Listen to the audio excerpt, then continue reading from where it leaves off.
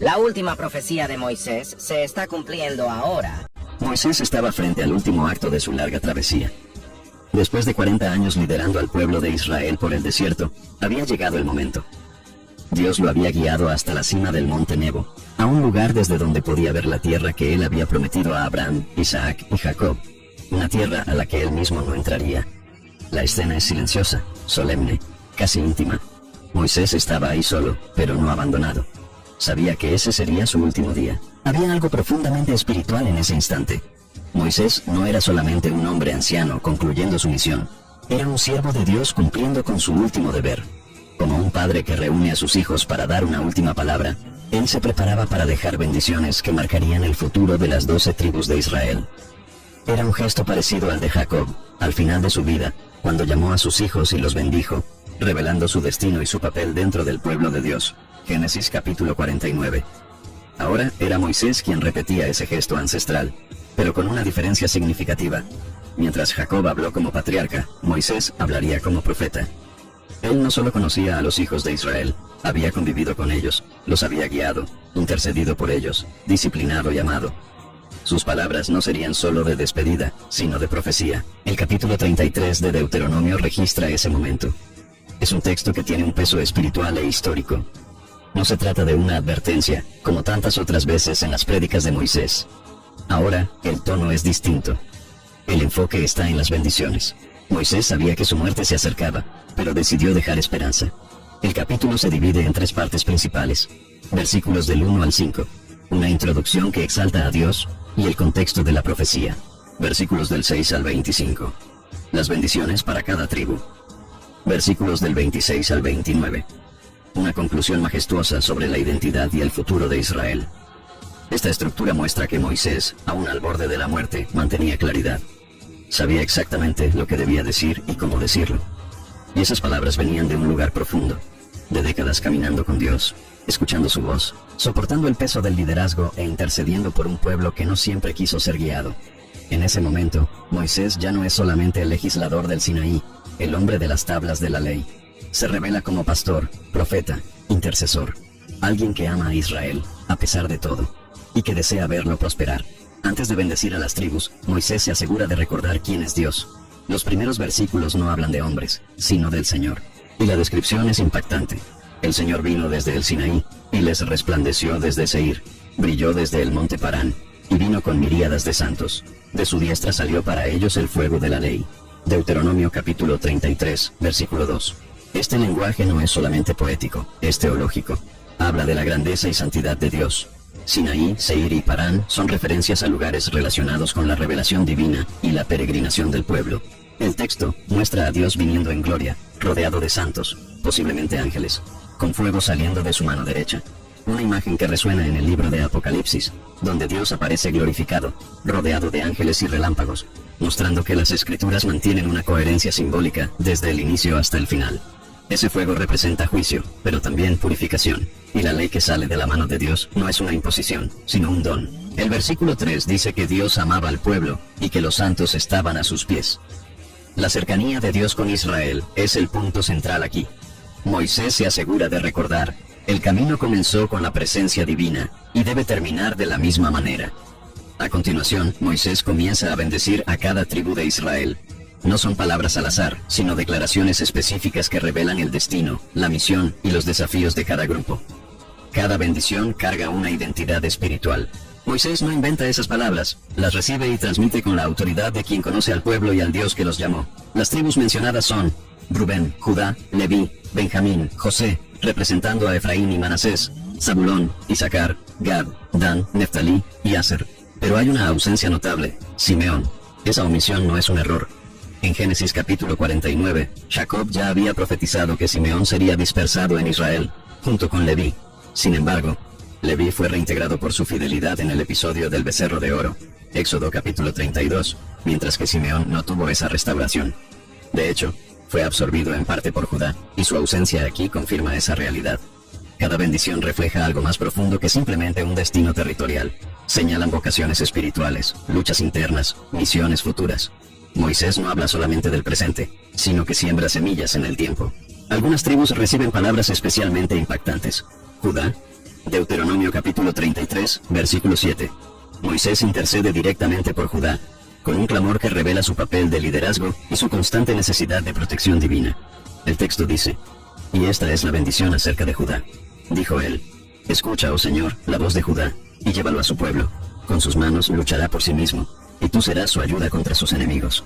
Judá es presentado como una tribu guerrera, dependiente de Dios para vencer. Esta bendición anticipa su futura posición de liderazgo en el reino de Israel, culminando en la línea de David, y más adelante, del Mesías, Leví.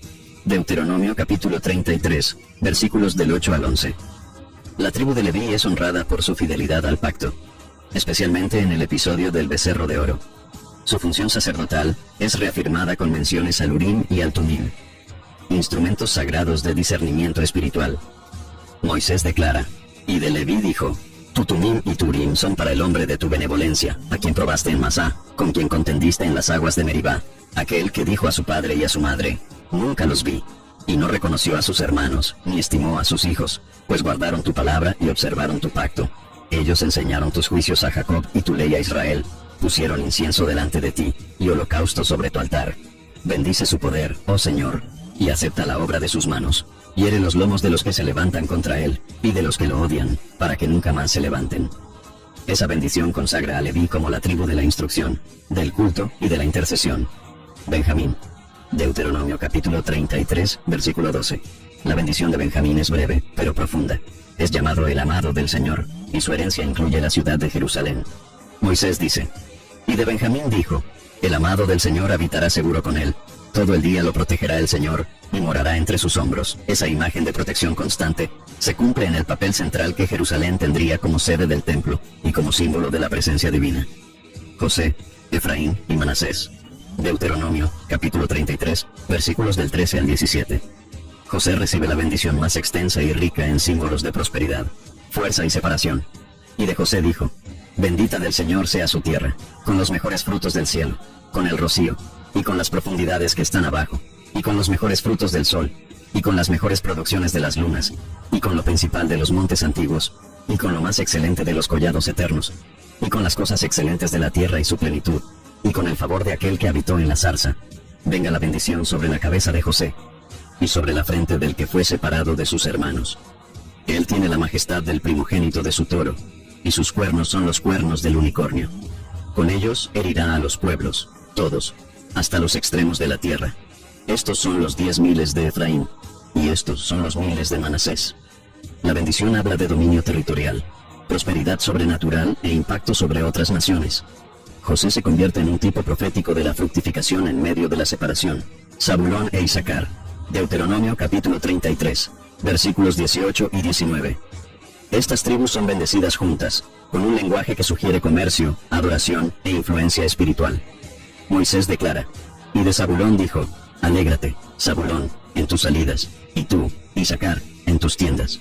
Ellos llamarán a los pueblos al monte, allí ofrecerán sacrificios de justicia, porque chuparán la abundancia de los mares y los tesoros escondidos de la arena. Estas palabras indican un papel misionero: convocar a los pueblos al monte, lugar de adoración, quizá apuntando a una vocación futura de evangelización y comunión con las naciones.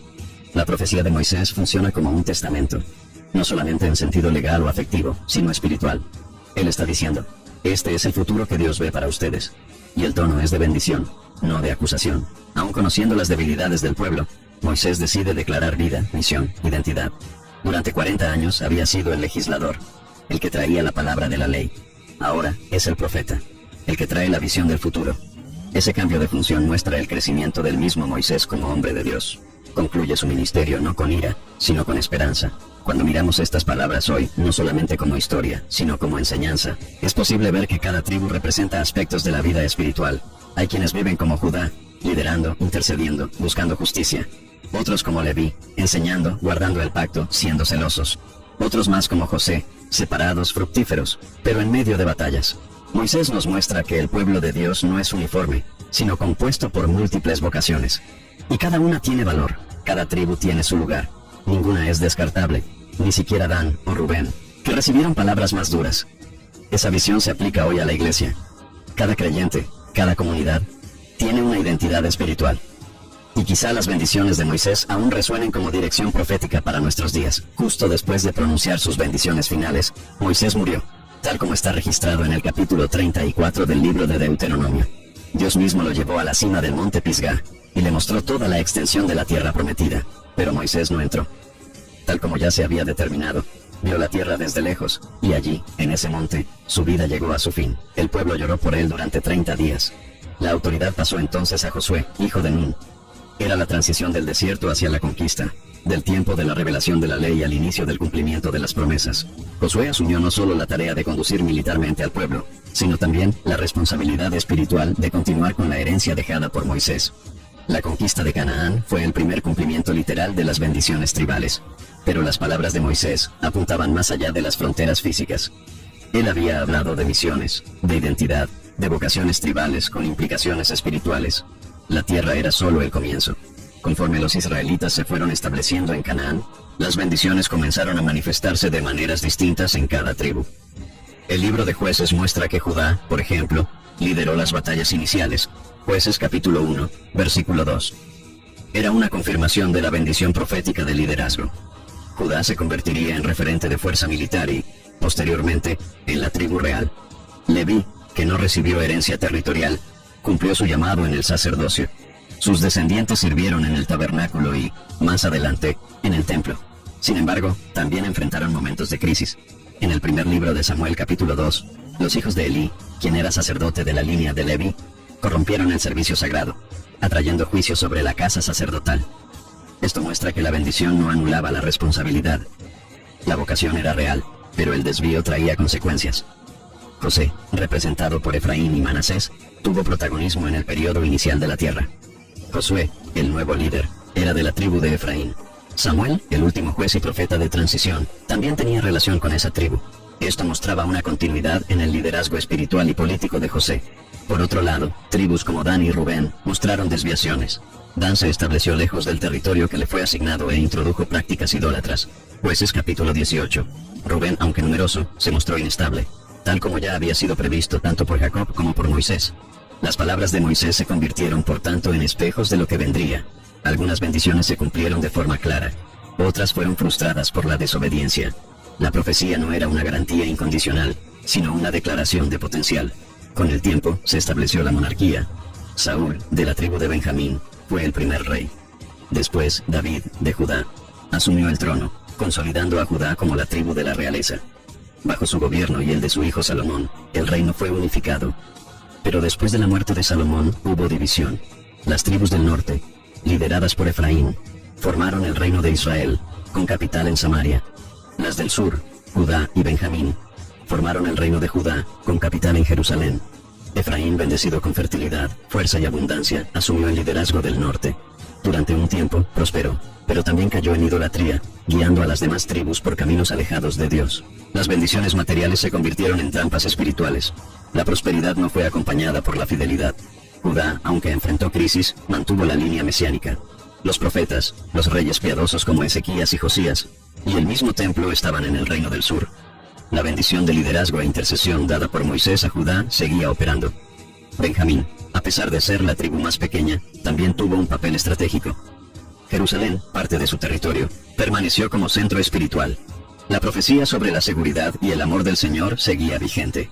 En el año 722 a.C., el reino de Israel, formado por las 10 tribus del norte, fue destruido por Asiria. Las tribus fueron llevadas cautivas y dispersadas entre las naciones.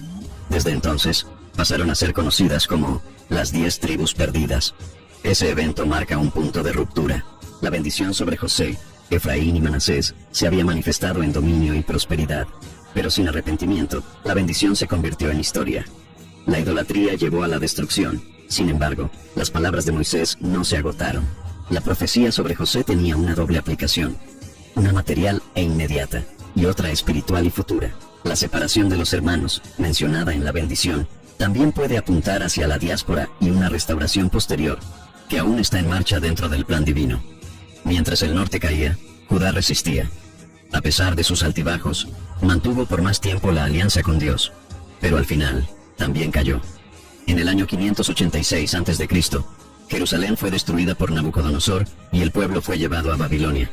Aún así, La bendición sobre Judá no se perdió. Incluso en el exilio, profetas como Ezequiel y Daniel mantuvieron viva la identidad espiritual del pueblo. La promesa de que Judá tendría un papel de liderazgo y redención se mantuvo, porque de esa línea vendría el Mesías. Benjamín, junto con Judá, también fue preservado. Jerusalén, situada en territorio benjaminita, permaneció como símbolo de resistencia y restauración. La promesa de seguridad hecha por Moisés aún tenía implicaciones futuras. Leví también permaneció. Los sacerdotes siguieron sirviendo, incluso en medio de las ruinas. La presencia de sacerdotes en el regreso del exilio confirma la permanencia de esa tribu en la historia. Con el edicto de Ciro, rey de Persia, parte del pueblo regresó a la tierra.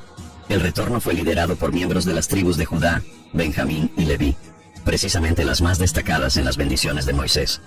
Zorobabel, de Judá, Esdras, de Leví, y Nehemías, relacionado con Benjamín, condujeron esa restauración. La reconstrucción del templo, de los muros y de la identidad del pueblo fue un cumplimiento parcial de la profecía. Moisés había bendecido a estas tribus con liderazgo, sacerdocio y seguridad. Todo eso fue recuperado. En el Nuevo Testamento, el significado de las bendiciones se profundiza.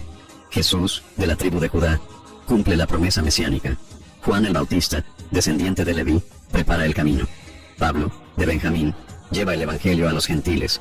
Los 12 apóstoles, aunque no están explícitamente ligados a las tribus originales, representan la fundación de un nuevo Israel. Es la transición de lo físico a lo espiritual. Las bendiciones de Moisés comienzan a reinterpretarse a la luz de Cristo. En Jesús, vemos la convergencia de las vocaciones tribales. Él es el león de la tribu de Judá, el rey. Es el sumo sacerdote según el orden de Melquisedec, superior al sacerdocio levítico. Es el grano de trigo que muere y fructifica, como José. Es el maestro que llama a los pueblos al monte, como Isaacar y Zabulón. La profecía de Moisés deja de ser solo una bendición territorial y pasa a ser una semilla escatológica. El reino de Dios ya no es una tierra, sino una realidad espiritual. Y cada creyente, al nacer de nuevo, se convierte en parte de ese Israel profético. En el capítulo 19 del Evangelio de Mateo, versículo 28, Jesús promete a los 12 discípulos que se sentarán en tronos para juzgar a las 12 tribus. En el capítulo 7 del Apocalipsis, los 144,000 son sellados, representando a las tribus. El lenguaje es simbólico, pero guarda la memoria de la profecía original de Moisés. El capítulo 7 del Apocalipsis presenta a 12 tribus siendo selladas en los tiempos finales. Pero hay cambios importantes. La tribu de Dan no es mencionada. Leví, en cambio, es incluida entre las tribus que reciben sellos, lo cual no siempre ocurría en las listas antiguas. Estos cambios reflejan aspectos espirituales. Dan, asociada con la idolatría, puede haber sido excluida como símbolo del desvío. Leví, redimida por su fidelidad, ahora es incluida. José aparece nuevamente, asumiendo una posición central. Estos cambios nos muestran que el plan de Dios no es solo genealógico, sino espiritual. El pueblo sellado es el remanente fiel. Son aquellos que, sin importar su linaje, mantienen la fe y la obediencia. En ese sentido, Moisés es más que el líder de Israel. Es un profeta escatológico. Sus palabras en el capítulo 33 del libro de Deuteronomio tienden un puente entre el antiguo pacto y el plan eterno de salvación. Más de 3000 años después de las palabras de Moisés en el monte Nebo, una pregunta permanece. ¿Esas bendiciones aún nos hablan? ¿Serán solamente un registro histórico o todavía cargan implicaciones proféticas? La respuesta exige mirar los acontecimientos actuales con discernimiento espiritual. Moisés declaró bendiciones que iban más allá de su tiempo. Habló de protección, prosperidad, vocaciones tribales, victoria y presencia divina. Algunas se cumplieron de forma literal en el Antiguo Testamento, otras en Cristo. Pero hay promesas que parecen apuntar a tiempos futuros, tal vez incluso a nuestros días. Las palabras de Deuteronomio capítulo 33 no fueron solo para la generación de Josué. Eran semillas lanzadas hacia el futuro del pueblo de Dios. Y hoy, al observar la historia y los signos de los tiempos, podemos percibir huellas vivas de esa profecía. En el Nuevo Testamento, el concepto de Israel pasa por una ampliación. En Gálatas capítulo 6, versículo 16, el apóstol Pablo usa la expresión el Israel de Dios para referirse a quienes siguen la fe en Cristo, judíos y gentiles regenerados. Esto no anula al Israel étnico, pero revela un Israel espiritual. Un pueblo reunido no por sangre, sino por fe. Romanos capítulo 9 también afirma que ni todos los de Israel son israelitas, indicando que hay una distinción entre el pueblo físico y el pueblo que vive según la promesa. En ese contexto, las tribus se convierten en arquetipos espirituales. Cada creyente puede identificarse con el perfil de una tribu, con su llamado, su lucha, su promesa. El liderazgo de Judá, la intercesión de Leví, la visión evangelística de Zabulón, la seguridad de Benjamín, la fecundidad de José. La iglesia se ve reflejada en esas características. Las bendiciones de Moisés, por tanto, no están restringidas a clanes antiguos, sino que continúan resonando en la vida de la iglesia, el Israel espiritual que vive por la fe de Abraham. Un hito histórico importante ocurrió en 1948 con la fundación del Estado de Israel. Después de casi 2000 años de dispersión, los judíos regresaron a la tierra prometida. Este evento fue interpretado por muchos como el cumplimiento directo de profecías bíblicas, como Deuteronomio capítulo 30, versículos del 1 al 5. El retorno de los judíos del exilio moderno se asemeja en parte al regreso del exilio babilónico. Multitudes de diferentes orígenes, lenguas e historias volvieron a Israel, y la bendición de Moisés sobre seguridad, prosperidad y protección volvió a citarse en debates teológicos, escatológicos y políticos. Aunque el Israel moderno sea un estado secular, hay elementos de restauración profética evidentes. La preservación del idioma hebreo, la defensa de Jerusalén, los conflictos continuos con naciones vecinas y la resistencia en medio de guerras y presiones internacionales apuntan al cumplimiento de partes de la bendición pronunciada por Moisés. Pero esa restauración aún es parcial. La profecía plena incluye no solo territorio y supervivencia, sino también fidelidad a Dios, justicia, redención y el reconocimiento del Mesías. Eso aún está en proceso. Cuando analizamos el escenario global, es posible percibir ecos de las palabras de Moisés en algunos aspectos actuales. Benjamín, Jerusalén. La ciudad sigue en el centro del debate geopolítico y espiritual del mundo. Disputada, rodeada, pero también protegida y restaurada. La bendición de habitar seguro se manifiesta a pesar de los desafíos. José, Efraín y Manasés. La economía israelí, la innovación tecnológica, la fertilidad de la tierra y la exportación agrícola reflejan la abundancia descrita en la bendición de José. El pueblo judío, incluso después de tantas pérdidas, continúa creciendo y resistiendo, como una rama que florece en medio de la adversidad. Judá, su papel en las negociaciones, en la defensa de la nación, en la identidad del pueblo, se mantiene firme. La línea real de Judá encuentra continuidad espiritual en Jesús, pero su influencia sigue siendo visible también en liderazgos, alianzas y decisiones estratégicas. Esos ecos no son pruebas definitivas, pero sí indicios. Muestran que la bendición de Moisés no murió con él. Está en movimiento, atravesando siglos. Más allá de la geopolítica, hay una guerra invisible sucediendo, la guerra espiritual. Y en ella, las bendiciones tribales adquieren una nueva dimensión. Cada vocación espiritual se manifiesta en medio del conflicto. Los que lideran en tiempos difíciles, como Judá. Los que enseñan y mantienen la doctrina, como Leví. Los que cuidan de los necesitados, como Gad. Los que protegen sus casas y ministerios, como Benjamín. Los que multiplican y fructifican en tiempos de crisis, como José. Esa batalla no se libra con armas físicas, sino con fe, oración, intercesión, santidad y fidelidad. Y la profecía de Moisés sirve como inspiración y modelo. Nos recuerda que Dios tiene un llamado específico para cada uno de nosotros, un papel en el cuerpo de Cristo. La identidad espiritual de las tribus nos ayuda a discernir quiénes somos, hacia dónde vamos y cómo posicionarnos en tiempos de oscuridad. La bendición de Moisés no es solo para recordar, sino para vivirla. En los versículos finales de Deuteronomio capítulo 33, Moisés eleva el tono. Ya no habla a las tribus individualmente, sino a todo el pueblo de Israel. No hay otro como el Dios de Jesús que cabalga sobre los cielos para tu ayuda, y con su majestad sobre las nubes. Versículo 26. El lenguaje es fuerte. Habla de un Dios guerrero que cabalga sobre las nubes, imagen que será retomada en el Apocalipsis. Él es auxilio, protección, seguridad. El versículo 27 dice, el Dios eterno es tu morada, y debajo están los brazos eternos. Estas palabras apuntan a la fidelidad de Dios en toda generación. Aun cuando Israel cayó, aun cuando fue exiliado, Dios permaneció como refugio. Los brazos eternos siguen sosteniendo. La conclusión llega en el versículo 29. Dichoso tú, oh Israel, ¿quién como tú, pueblo salvado por el Señor? Esa es la síntesis de la bendición. Israel es llamado pueblo salvado, redimido, protegido, no por mérito, sino por gracia. Ese versículo apunta directamente a la realidad espiritual del pueblo de Dios en todos los tiempos, una identidad marcada por la salvación y por la presencia divina. Moisés también había previsto que el pueblo tendría enemigos y que Dios intervendría en sus batallas. Eso se cumplió en el pasado, pero también encuentra paralelos hoy. La oposición contra Israel, tanto física como espiritual, continúa siendo intensa. Las guerras, las presiones internacionales, los boicots, los discursos políticos. Israel es constantemente blanco. Pero también la iglesia, el Israel espiritual, sufre persecución. En muchos países, los cristianos son asesinados, encarcelados o silenciados. La guerra profética continúa. Moisés vio eso. Vio que habría resistencia, pero que la victoria sería de Dios. Las promesas finales de Deuteronomio capítulo 33 no son solamente para consuelo. Son declaraciones de una realidad futura. La protección divina, la ayuda desde los cielos, la dicha de ser pueblo de Dios. Todo eso permanece. Por último, es necesario recordar que Moisés no fue el final, sino el inicio de algo mayor. En Deuteronomio capítulo 18, versículo 15, él mismo profetizó: el Señor tu Dios levantará un profeta de en medio de ti. A él oirán. Esa profecía se cumple en Jesucristo. Él es el nuevo Moisés, pero mayor. No solo libertó de la esclavitud física, sino de la esclavitud del pecado. No solo dio una ley, sino que la cumplió. No solo condujo a una tierra, sino que abrió el camino al reino eterno. La bendición final de Moisés apunta a Jesús. La victoria, la salvación, la protección, la morada segura. Todo eso se realiza plenamente en Cristo. Él es el cumplimiento máximo de la profecía, aquel que reúne a todas las tribus, que restaura la unidad, que sella al pueblo de Dios con el Espíritu. En el Apocalipsis, el ciclo se cierra. El Cordero está en el centro, rodeado por las tribus restauradas.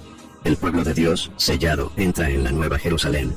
La bendición de Moisés, iniciada en el desierto, encuentra su desenlace en la eternidad. La bendición final de Moisés no es solo un capítulo hermoso de la Biblia, es un llamado, un recordatorio de que Dios ve más allá, de que cada tribu, cada vida, cada vocación tiene un papel en el plan eterno. Moisés vio el futuro, y ahora somos nosotros quienes vivimos dentro de esa profecía.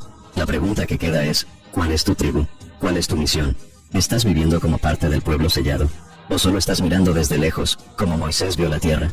La profecía está en movimiento, y tú formas parte de ella.